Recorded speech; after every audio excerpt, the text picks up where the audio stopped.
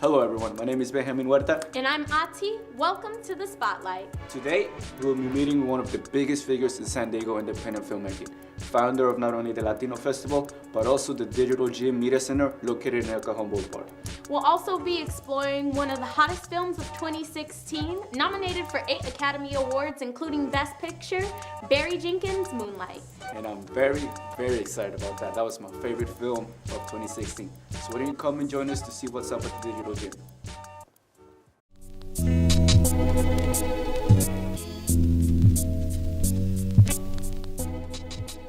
We're out here at the Digital Gym off 30th and El Cajon Boulevard, and we're here to show you what it's all about.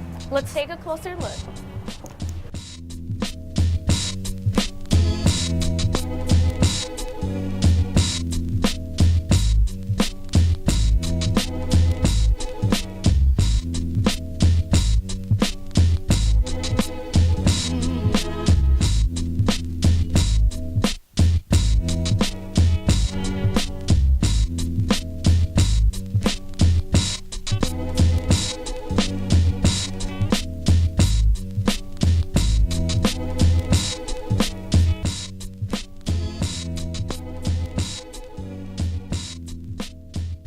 So one of my favorite things about this space is the many unusual gifts they have. They have a lot of memorabilia for any film buff, so let me show you around what we have going on.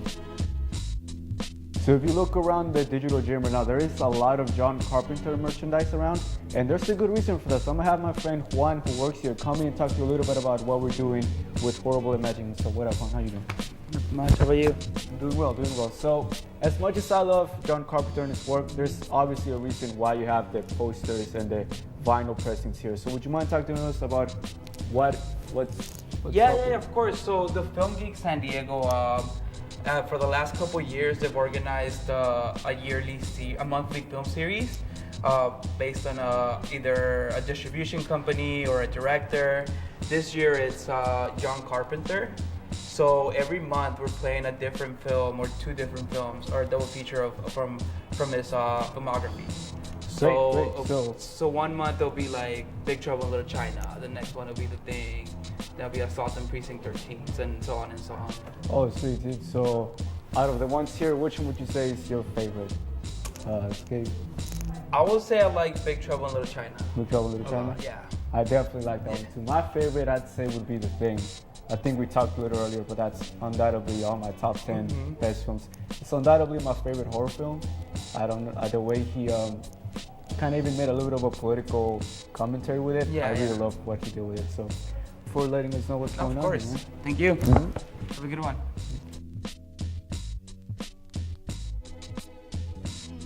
All right, guys, I hope you enjoyed your time with Ben exploring the first half of the Digital Gym. Now let's take a look at their educational side. So over here, we have one of their filming classrooms for the Youth Media and Tech program. This is where all the magic happens for kids ages 6 to 14. Over here, they're free to create any project that they choose, so anything from movies to music videos, that sort of thing. And then they head right across to one of the production classrooms, where they get the opportunity to work with a number of programs like GarageBand, Final Cut Pro, and iMovie. So if we come just a further bit down, this is where the real magic happens. And this is a part of the Teen Producers Project, which is for kids aged 14 to 18.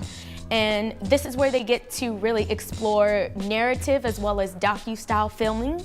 And then they carry a little bit more responsibility in their roles over here. So not only do they edit their own work, but they're responsible for casting their own films, as well as going on location scoutings. And follow me to our final destination. So over here is a little slice of heaven. So this is their art gallery where they feature local artists here in San Diego.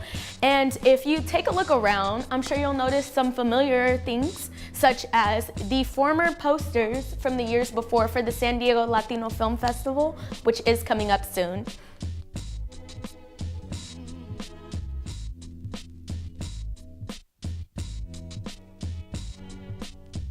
So we're sitting here with the founder of the Digital Gym and the Latino Film Festival, Mr. Ethan Van Thillo. Very nice to meet you, sir. Thank you. Good morning. And we're here to talk about what this is all about. So would you mind telling us what are some of the What are some of the programs you offer here?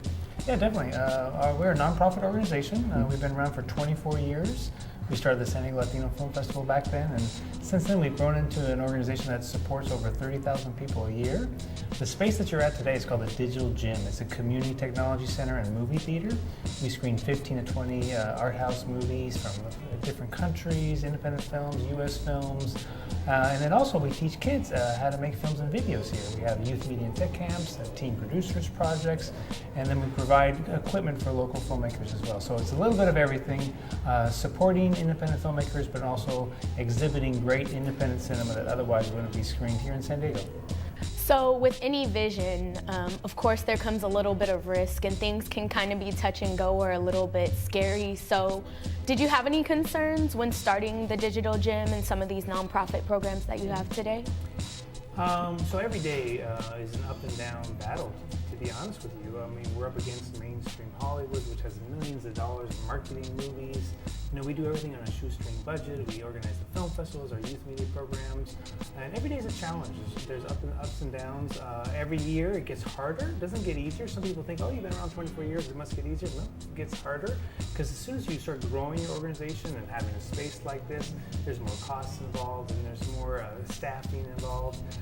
But that said, is you always have to maintain the big goal. You know, so if you keep the big goal, like if I say to myself, every year I'm going to have the Latino Film Festival, it doesn't matter how I get there. There's going to be ups and downs, but I'm going to get there. And so every March we're going to have a Latino Film Festival, then you do it. The same thing with our youth media program. So it's all about like commitment to the community, commitment to the students or to the filmmakers, and make sure that you're good to your word. You know, I'm going to do this program for kids. I'm going to show movies, and then it's going to happen. Again, it's going to be challenging, but you know, we just move forward and we continue to support independent filmmakers, continue to support people who want to tell their own stories, and we'll get there. And I think that's important for everyone to learn, especially those who want to become filmmakers as well, young filmmakers. It's just, you know, it's tough, it's a challenge, but look at your big goal and you'll get there. So where did that desire to help independent filmmaking come from? So 24 years ago when I started the San Diego Latino Film Festival, it was all about, you know, trying to show a more accurate and positive portrayal of the Latino community. We wanted to combat the negative stereotypes that were seen in mainstream media like Hollywood or even news. We wanted to show a more positive portrayal of Latinos in the community. And so that's why we started the Latino Film Festival. Then when we created the nonprofit organization and opened up the space here in the Digital Gym, it was really about all cultures and communities and showing the diversity that exists here in the San Diego area. So we work in City Heights, southeastern San Diego, Logan Heights, and it's all about giving people the tools and technologies that they need to tell their own stories. You know, we want the community members themselves to tell their stories. We don't want mainstream Hollywood to wait for them to tell them their stories. And so that's why we created the space. And so it's all about getting the tools, teaching people on how to tell their stories, and then exhibiting all these films out there as well. Yeah, so I read in your website the mission statement was allowing the community to express themselves through new technologies. Why do you feel it's so important for communities to express themselves and to know the new technologies out there? Well, today we live in a world where, you know, if we let mainstream media tell us what's happening in our communities, they're going to get a negative stereotype of their communities, or it's going to be distorted images. I mean, look at what's happening with our government today that's talking about the border region. I mean, if you listen to the government, you would think this is a war zone, but we know as people who live in this region, the border region is a wonderful space, and there's artists, there's filmmakers, a lot of wonderful things happening.